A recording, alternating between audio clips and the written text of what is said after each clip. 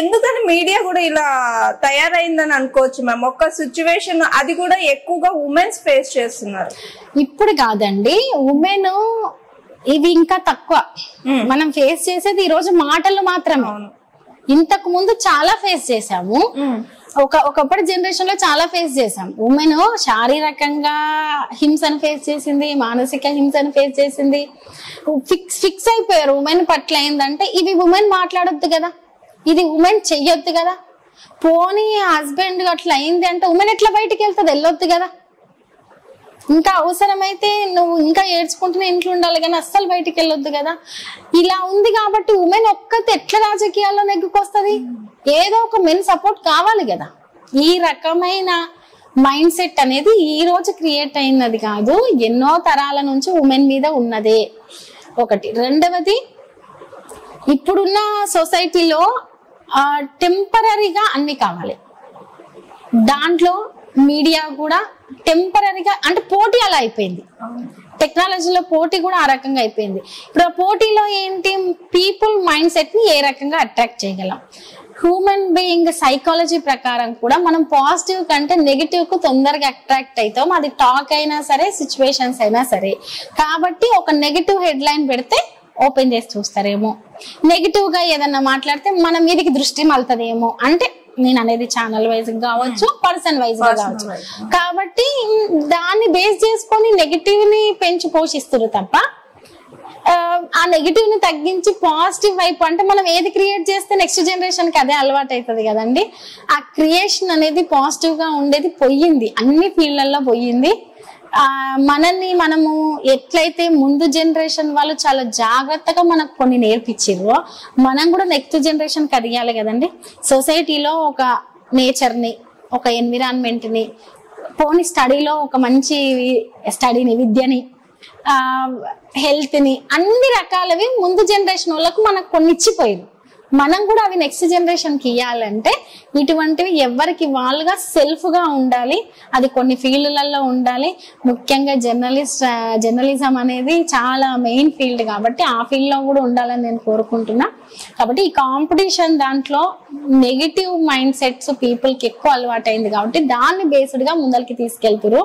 దయచేసి కొంచెం positive mind set based గా నెక్స్ట్ జనరేషన్ ని తయారు చేయాలని కోరుకుంటున్నాను. మ్యామ్, ఒక ఉమెన్ గా ఇప్పుడు మన 2 తెలుగు రాష్ట్రాల్లో చూసిన ఉమెన్ చాలా దారుణమైన సిచ్యువేషన్ లో పడిపోతున్నారు. అది చిన్న పిల్లలతో సహా. అది మెయిన్ అత్యాచారాలు, మానభంగాలు, హత్యలు, ప్రేమ పేరుతోటి కొట్లాట్లు, ఇలాంటివన్నీ. మెయిన్ తెలంగాణలో ఒక జూన్ నెలలోనే 1200 రేప్ కేసులు జరిగాయి. మొన్న హరీష్ రావు గారు చెప్పారు మన అసెంబ్లీలో. సో చూస్తే ఈ సిచ్యువేషన్ అంటే ఉమెన్ మీద ఒక పైచాచిక ఆనందం, రేప్ చేస్తూనో లేదంటే హత్య చేస్తూనో, అది ఏజ్ తో సంబంధం లేకుండా జరుగుతున్న దానికి మెయిన్ కారణం అంటే ఇప్పుడు సొసైటీ టెక్నాలజీ వల్ల ఇలా తయారైతుంది. ఉమెన్ మీద ఇలాంటి కిరాతక హత్యలు, మానభంగాలు జరుగుతున్నాయని అనుకోవచ్చా? ఒకటండి, టెక్నాలజీ అని కాదు, విద్యలో మార్పు, కుటుంబంలో మార్పు, అంటే ప్రతి వ్యవస్థలో చేంజ్ వస్తా ఉంది. ఆ చేంజ్ ఏ రకంగా వస్తుందంటే మనము నాశనం చేసుకునే విధంగా వస్తుంది. మొన్నటికి నాకు తెలిసి బ్లైండ్ హాస్టల్ అనుకుంటా, వాష్రూమ్ లో ఒక వాష్రూమ్ క్లీన్ చేయడానికి వచ్చిన ఎవరో ఒక పర్సన్, అది ఎంత ఘోరం అండి సిచ్యువేషన్. అంటే ఆ అమ్మాయికి మొత్తం జరిగి ఆ రకంగా జరిగి అంత అయినాక కూడా ఒక 10 days తర్వాత ఆ వార్త బయటకు వచ్చింది. అంటే ఈ రోజు చిన్న పిల్లలకు కూడా మనం ఏం నేర్పిస్తున్నాము? చిన్న పిల్లలకు, ఒకప్పుడు చిన్న పిల్లలకు కూడా మీరు ఇట్లా వేసుకోండి డ్రెస్, మీరు పిల్లలకి ఏముందండి, పిల్లలకు ఆ రకమైన మనం నేర్పించే సిచ్యువేషన్ లకు నెట్టివేయబడ్డాం.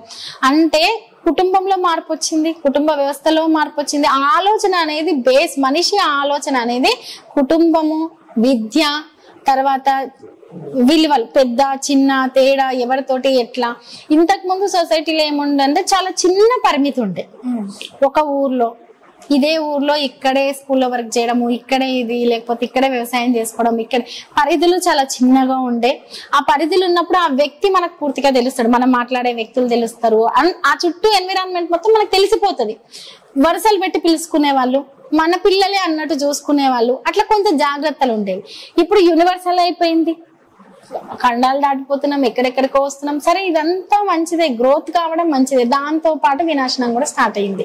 కాబట్టి కుటుంబ వ్యవస్థలో కొన్ని విలువల్ని కాపాడుకోవాలి, విద్యా వ్యవస్థలో విలువల్ని కాపాడుకోవాలి, తర్వాత ఉమెన్ ఏ రకంగా రెస్పెక్ట్ చేయాలని చూడాలి. ఈవెన్ మూవీ రంగం, సినిమాస్ కావచ్చు, టెక్నికల్ ఫీల్డ్ లో కావచ్చు, మనం చాలా చూస్తున్నాం ఉమెన్ కూడా చాలా ఒక టైప్ గా క్రియేట్ చేయడం ఒక రకంగా. తర్వాత కొందరు ఆ రకంగా క్రియేట్ చేస్తున్నారు అంటే ఆ రకంగా ఉంటున్నారు కూడా. అంటే ఈ రకమైనదంతా దశల వారీగా మారుతూ వచ్చింది. దాన్ని ఇప్పుడు ఒక దగ్గర పులి స్టాప్ పెట్టలేని పరిస్థితికి వెళ్ళిపోయినాం. అది స్టెప్ బై స్టెప్ మారుతూ వచ్చింది. కాబట్టి నెక్స్ట్ జనరేషన్ కి ఇగో ఉమెన్ కి ఇవ్వాల్సిన రెస్పెక్ట్ ఇదని కుటుంబం నుంచి. ఎక్కడైనా ఏవైనా ఇన్సిడెంట్ జరిగితే చట్టపరంగా చాలా స్ట్రిక్ట్ గా చర్యలు తీసుకోవడం, ఎక్కడైనా జరగాలని కోరుకోవట్లేదు, జరగొద్దు. అనివార్యంగా ఏదన్నా 1-2 సంఘటన జరిగిన ఒక భయంతో కూడిన వాతావరణం ఇది చేస్తే మా లైఫ్ ఉండదు స్పాయిల్. ఎందుకంటే విచ్చలవిడి రోడ్ల మీదే హత్యలు జరుగుతున్నాయి, దారుణాలు జరుగుతున్నాయి. ఒక చిన్న మాట ఒకరినొకరు అనుకుంటే 5 చిన్న విషయాల గురించి అంటే ఈగోస్ తో కూడిన అది. అంటే ఇదంతా ఒక 20 years లో ఈ టెక్నాలజీ వల్ల కావచ్చు, ఈ కాంపిటీషన్ వల్ల కావచ్చు, ఈ యూనివర్సల్ మైండ్ సెట్ వల్ల కావచ్చు, కుటుంబ వ్యవస్థ ఛిద్రం అయిపోవడం వల్ల, వీటి వల్ల వ్యవస్థ అనేది కొంచెం అస్తవ్యస్తంగా మారింది. మళ్ళీ దాన్ని చేంజ్ చేసుకుంటూ రావడం అనేది చాలా కష్టము. కాబట్టి కనీసం కొంచెం శిక్షలు చాలా కఠినంగా ఉండడము, స్టడీ విద్యా వ్యవస్థలో కొంచెం మార్పులు తీసుకురావడము, కుటుంబ వ్యవస్థలో మార్పులు తీసుకోవడం, టెక్నికల్ ఫీల్డ్లలో కూడా లిమిట్స్ పెట్టుకోవడము, కంట్రోల్ ఇంతవరకే అని. పోనీ సినిమా ఇండస్ట్రీ ఇంకో ఫీల్డ్లలో కూడా కొన్ని లిమిట్స్ పెట్టుకోవడం వల్ల కొంతవరకు తగ్గించవచ్చు. ఓకే మ్యామ్, మీరు ఒక ఇండిపెండెంట్ మదర్, ఇప్పుడైతే ఇండిపెండెంట్ మదర్. సో ఇండిపెండెంట్ గా ఉంటూ మీ పిల్లల భవిష్యత్ ఎలా తీర్చిదిద్దాలనుకుంటున్నారు? ఒకటండి, చాలా మంది అనుకుంటారు మెన్కి బయటికి వెళ్తాడు, చాలా కష్టపడతాడు, అన్ని విషయాల పట్ల అది ఉంటదని. కానీ ఒక ఉమెన్ ఇంట్లో లేకుంటే మెన్ ఏం చేయలేదు. కాబట్టి ఉమెన్ కి అన్నిటి పట్ల ఐడియా ఉన్నప్పటికీ, తెలిసి ఉన్నా, తనకు చెయ్యగలిగే కెపాసిటీ ఉన్నా కూడా మెన్ని అవన్నీ చెయ్యడానికి ఉమెన్ తయారు చేయాలంటే ఇంట్లో ఉండి ఫస్ట్ ఇల్లును కరెక్ట్ చూస్తే మెన్ ఫ్రీగా వెళ్ళి అవన్నీ చేయగలుగుతారన్న ఒకే ఒక్క దాంతో ఉమెన్ తనకున్న నాలెడ్జ్ని కావచ్చు, క్యాపబిలిటీని కావచ్చు, అన్నిటిని కంట్రోల్ చేసుకొని ఇంటికి పరిమితమై ఉంటది. సో తను ఇంటికి పరిమితమైనందుకే కదండి నెక్స్ట్ జనరేషన్స్ అన్ని చాలా బెటర్ గా ఉంటున్నాయి. నేనేమంటానంటే నా పిల్లల వరకు వచ్చేసరికి ఫస్ట్ స్టడీకి ప్రయారిటీ ఇస్తాను. వాళ్ళు ఎంతవరకు ఏంటి అట్లని ఓవర్ గా వాళ్ళ మీద రుద్దడం చేయట్లేదు. వాళ్ళకు కొంచెం రెస్పెక్ట్. చాలా మంది ఎవరినన్నా నేను పిల్లల్ని ఎక్కడికైనా తీసుకెళ్ళినప్పుడు, పిల్లలది ఏదో బర్త్డే అటువంటి ఉన్నప్పుడు బ్లెస్సింగ్ తీసుకోమని చెప్తాను. బ్లెస్సింగ్ తీసుకున్నప్పుడు వాళ్ళని ఎందుకు బ్లెస్ తీసుకోమన్నారు ఇట్లా కూడా మాట్లాడతాను. అసలు మనం చిన్నప్పుడు మనకంటే పెద్దవాళ్ళని ఎవరినైనా గౌరవించే వాళ్ళం, ఎవరిమైనా బ్లెస్ తీసుకునే వాళ్ళం, నమస్కారం పెట్టే వాళ్ళం, బ్లెస్సింగ్ తీసుకునే వాళ్ళం. అంటే మనకంటే పెద్దవాళ్ళను గౌరవించే ఇటువంటి విషయాలను నాకు సాధ్యమైనంత వరకు నేను నేర్పుతాను. ఆర్థికంగా అంటే డబ్బుల విషయంలో కూడా జాగ్రత్తలు నేర్పుతాను, ఎలా ఉండాలి ఏంటి అని. మనుషుల ప్రవర్తన కొంత ఎట్లుంటదంటే వాళ్ళు సరిగ్గా లేకపోతే, డ్రెస్సింగ్ సరిగా లేకపోతే ఇంట్లో ఎన్విరాన్మెంట్ కొంచెం అదిగా లేకపోతే ఒక రకంగా ప్రవర్తించే పిల్లల్ని చూస్తుంటాం. అది లేకుండా అందరినీ ఈక్వల్ గా చూసే, ఫైనాన్షియల్ గా స్టేటస్ చూసుకోకుండా అందరినీ ఈక్వల్ గా చూసే మనస్తత్వం, అంటే ఇవన్నీ ఉన్నాయి. ఏదైనా ఎక్స్ట్రా యాక్టివిటీస్ ఉంటే వాళ్ళని ఎక్స్ట్రా యాక్టివిటీస్ నేర్పియాలని, ఈ రకంగా వాళ్ళకి నేను కొన్ని విలువలు నేర్పియాలని అయితే అనుకుంటున్నాను. అది ఎంతవరకు సక్సెస్ అవుతుంది అనేది భవిష్యత్తు చెప్తాను. Hi, this is Swathi. Like చేయండి, షేర్ చేయండి, కమెంట్ చేయండి అండ్ సబ్స్క్రైబ్ చేయండి GR TV. Hi, this is Monica. Please like, share and subscribe GR TV.